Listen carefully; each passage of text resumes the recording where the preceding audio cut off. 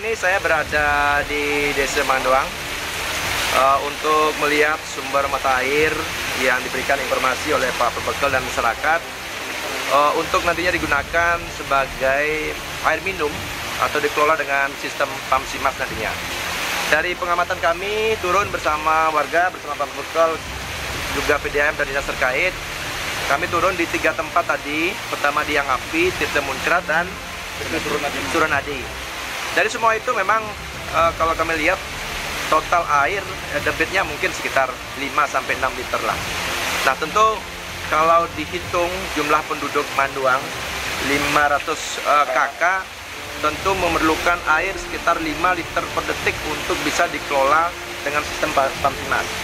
Nah cuma di sini masalahnya Pak Perbekal dan desa sudah membuat kolam renang yang nantinya ini digunakan sebagai destinasi atau desa wisata.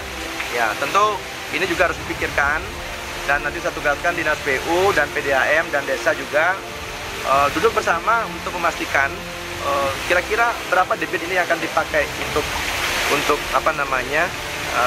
air minum, pam simas, berapa digunakan untuk kolam renang, sehingga nanti jangan sampai kita membuat pam simas justru debit airnya berkurang sehingga nanti nanggung yang di desa itu ngelola. Nah jangan sampai nanti, karena pam simas ini kalau kita menggunakan pompa air itu kan memerlukan biaya yang cukup tinggi kan.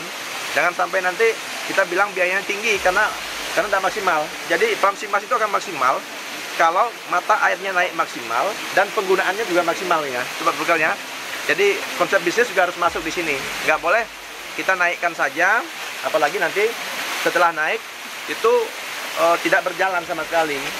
Nah tentu ini tidak boleh terjadi. Kita membuat fasilitas infrastruktur untuk masyarakat, jangan sampai kita buat macet seperti itu. Nah kemudian di Mandoang ini saya lihat kalau dari perjalanan tadi kan lumayan Pak Perbekal.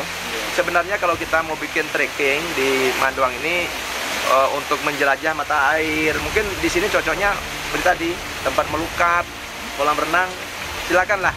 Tapi itu dikonsep dengan baik, jangan bermain tambal sulam. Karena kita bermain tambal sulam kadang-kadang lama sekali prosesnya.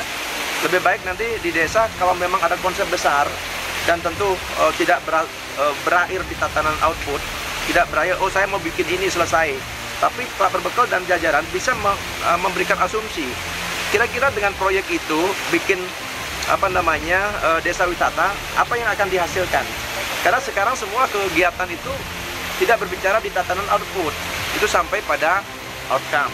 Nah jangan sampai dana kita sia-sia, apalagi situasi COVID seperti ini, kita harus benar-benar efisiensi menggunakan anggaran. Dan lebih lanjut nanti kita duduk kembali, saya tugaskan Dinas PU, PDAM ya, dan Pak Camat juga bantu-bantu ini lokasi desanya. Jadi tempat ini rupanya banyak mata airnya ya, sehingga akah pun kemarin yang ngambil dari Yang Api itu. Ya jadi itu ya.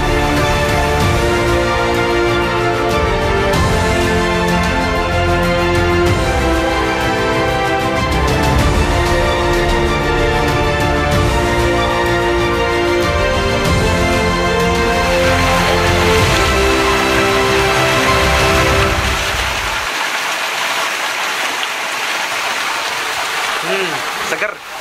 Ini namanya Gumiwuk ya. Tempat ini merupakan tempat spiritual ya. Jadi tempat ini saya meninjau mata air yang ada. Setelah saya jalan tadi ternyata di Mandoang ini banyak sekali mata air yang bisa dimanfaatkan. Tinggal nanti kepala desa dan jajaran mana mata air yang serius bisa diambil, mana yang bisa dimanfaatkan untuk spiritual itu silakan diatur agar jangan kita salah ambil nanti ya. Tentu semua apa yang kita lakukan ini kita hitung-hitungan dengan anggaran, dengan kos nanti, sehingga pam simas yang dikelola di Mandoang ini tidak rugi nantinya. Karena pam simas itu kalau menggunakan pompa terlalu jauh mungkin stromnya juga tinggi Pak ya. Nanti Bapak silakan dipastikan. Yang jelas tempat ini luar biasa. Silakan ini dirancang, kalau memang ini fokus ke spiritual silakan spiritual. Jadi begitu ya.